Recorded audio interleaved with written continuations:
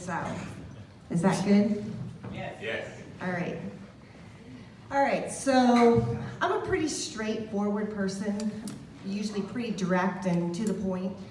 Although my years here in the South have really softened me, I now say, oh, how nice. And I used to just say, oh, fuck you.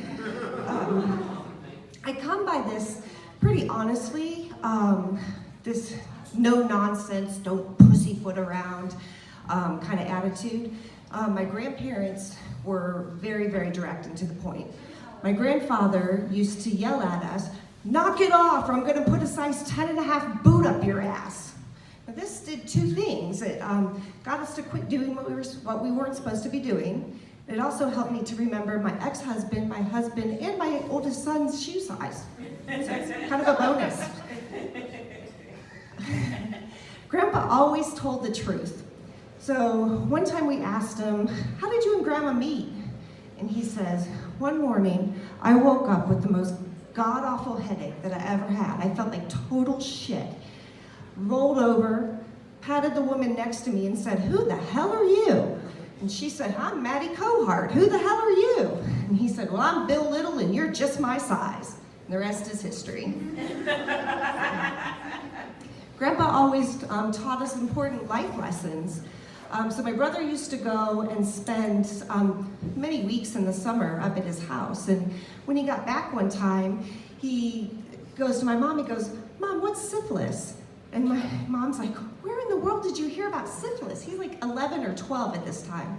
He goes, well, Grandpa and I went to see the Untouchables, and I asked him how Al Capone died, and he said that he died from syphilis. And so I asked Grandpa what syphilis was, and he told me that I didn't need to worry about it, but if I didn't want to get it, I need to keep my goddamn pecker in my pants. As far as I know, my brother did not ever get syphilis. So. One time I asked Grandpa, I said, Grandpa, do you have any tattoos? And he said, yeah, do you want to see it?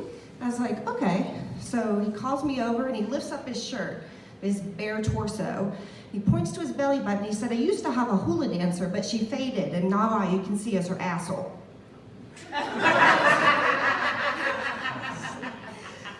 So when my grandparents had their 50th wedding anniversary, we had a big celebration. We went to the White Oaks restaurant in Westlake, Ohio. Very nice, fancy restaurant. I need to preface this with, my family knows how to act in public. We know we're pretty well mannered. We know which fork to use.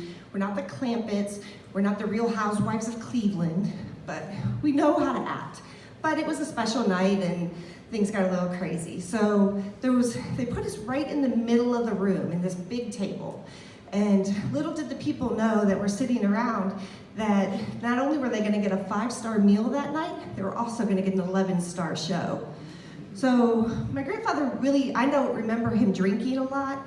I heard when he was younger that he really did, but he had some health problems, so he kind of went cold turkey, but he orders a scotch. And so everybody's like, okay, well, Grandpa's ordering, so are we. So everybody's drinking and having a good time. We're getting a little loud, but it's still acceptable. When all of a sudden my cousin goes, oh my God, Grandpa's so drunk, he's gonna have Grandma on her head tonight.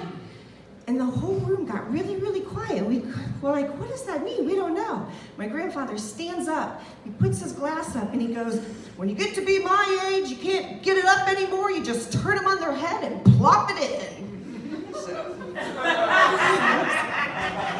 So I would recommend, if you ever want to go to the White Oaks in Westlake, Ohio, to not put your reservation under the name Little. So.